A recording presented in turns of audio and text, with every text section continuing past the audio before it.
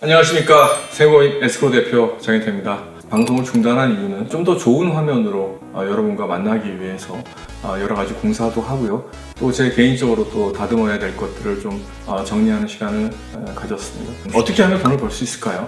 네, 그거는 두 가지 방법이 있습니다.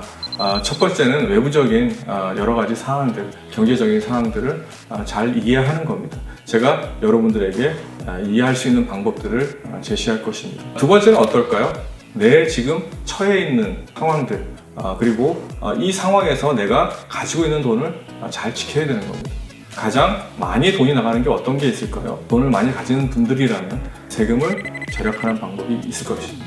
이것이 여러분들의 현금 유동성을 좀 더 확보할 수 있는 그런 방안이 될 것입니다. 어떻게 하면 돈을 벌 것인가, 세상의 경제적인 흐름은 어떻게 흘러가고 있는가에 대한 이야기를 하고 있습니다. 자, 오늘은 그 첫 번째 시간이 될 텐데요. 미래의 돈은 과연 어떤 형태로 거래가 되어질까 하는 이야기입니다. 미래의 화폐는요, 전자화폐일 가능성이 많다. 지금은 어떤 화폐들이 화폐라고 이야기를 합니까? 주화, 동전을 이야기합니다. 주화. 그 다음에 지폐, 그죠? 종이로 만든 화폐를 이야기합니다. 준화폐라고 이야기할 수 있는 여러 가지 것들이 있어요. 시종카드, 내가 미리 돈을 땡겨서 쓰고 나중에 이런 현금 결제를 하는 방식이 되죠. 일종의 전자화폐, 반 정도의 전자화폐라고 이야기를 할 수도 있겠죠. 통장을 통한 거래들도 일종의 현금 거래, 큰 의미에서의 현금 거래라고 할 수도 있겠죠. 그런데 앞으로 이런 것들이 모두 다 어떻게 된다는 거예요? 다 통합된다라는 것이죠. 전자화폐에 의해서 통합되어질 가능성이 많다. 신용카드의 기능은 물론 선결제, 다시 말해서 내가 차입하는 기능이 있기 때문에 이 기능은 없어지지는 않겠죠. 디지털 화폐는 말씀드렸듯이 어디서 발행하는 거예요? 국가가 보증하는 겁니다. 국가가 공인하는 중앙은행에서 발행을 하게 됩니다.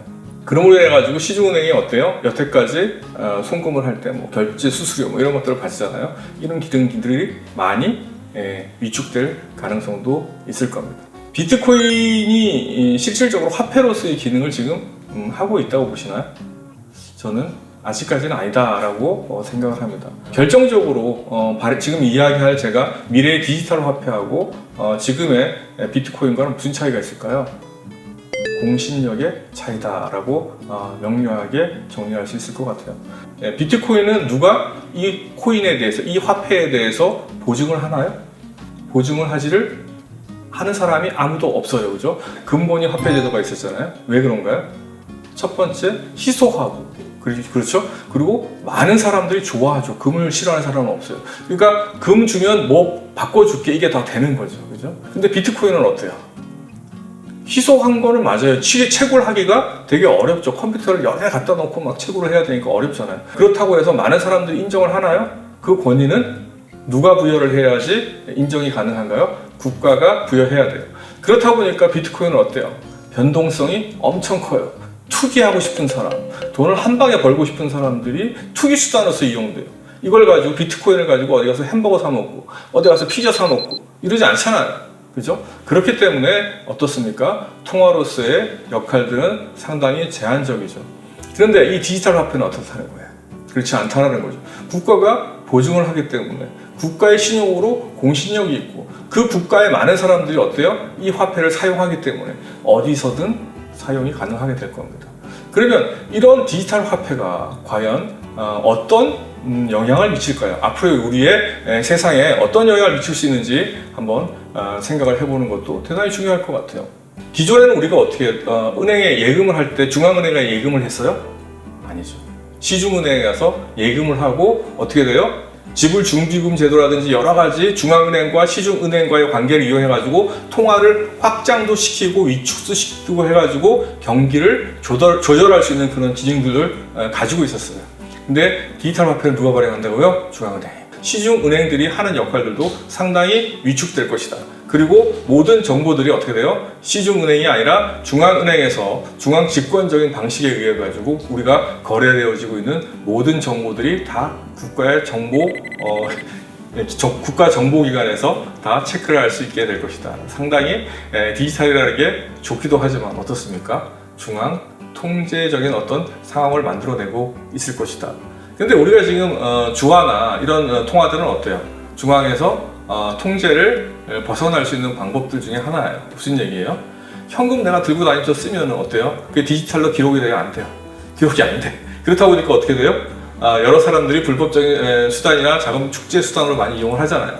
중앙은행이 이제 이런 통제권을 가지고 인해 가지고 상당한 부분은 정보 면에서 국가가 통제하는 것이 용이해질 것이다.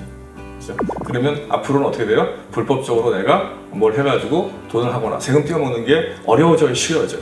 어려워져요, 그죠? 네. 내가 그런 걸 하고 싶으면 어떻게 해야 돼요? 이런 현실적인 물리적인 돈들이 존재해야 돼요, 그죠?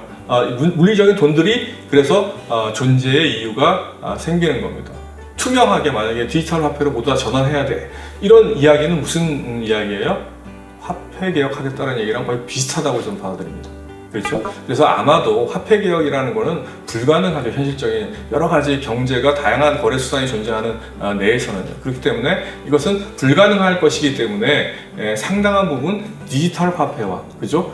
물리적인 어떤 실물 화폐가 공존할 것이다라는 것이죠. 그리고 서서히 없어질 수도 있죠. 이런 디지털 화폐를 가장 먼저 추진하고자 하는 나라가 있어요. 네, 중국이에요. 중국은 어때요? 중국이라는 나라는 대단히 원래는 공산 국가였다가 사회주의 국가라고 지금 얘기를 하는데 어때요? 국가나 국민이 무슨 일을 하고 있는지, 그죠? 국민 개인이 어떤 일을 하고 있는지, 어떤 돈을 쓰고 있는지 중앙에서 통제만 할 수 있다면 하고 싶어 하는 그런 나라 중에 하나일 겁니다. 그렇다 보니까 그리고 또 이 디지털 화폐를 도입을 하게 되면 또 여러 가지 장점이 있어요. 그 장점에 대해서는 제가 다음 시간에 이야기를 할 텐데 어쨌든 간에 그런 고로 중국이라는 나라는 이 디지털 화폐를 도입하고자 하는 노력을 하고 있습니다. 올 연말 내지는 내년 초 정도에 가면 이런 디지털 화폐를 시범적으로 하려고 합니다. 핸드폰 하나만 가지고요. 중국에 어디서든지 다 결제를 하는 그런 동영상들이 이제 중국에서 나돌고 있던데 꼭 이렇게 디지털화된 이런 시스템만이 정말 꼭 좋은 것일까? 우리가 살아가는 세상에 있어서 나의 프라이빗한 어떤 정보들 이런 것들이 어쩌면 국가에 의해서 모든 것들이 다 통제되어질 수 있는 거는 거 아닌가 또 우려도 있습니다. 다음번에는 왜 이렇게 디지털 화폐가 많은 사람들에게 통용이 됐을 때 통화로 정착이 됐을 때 문제가 발생할 수 있는지 그러면 우리는 무엇을 대비해야 되는지 이런 이야기들을 하도록 하겠습니다. 오늘은 여기까지 하도록 하겠습니다. 고맙습니다.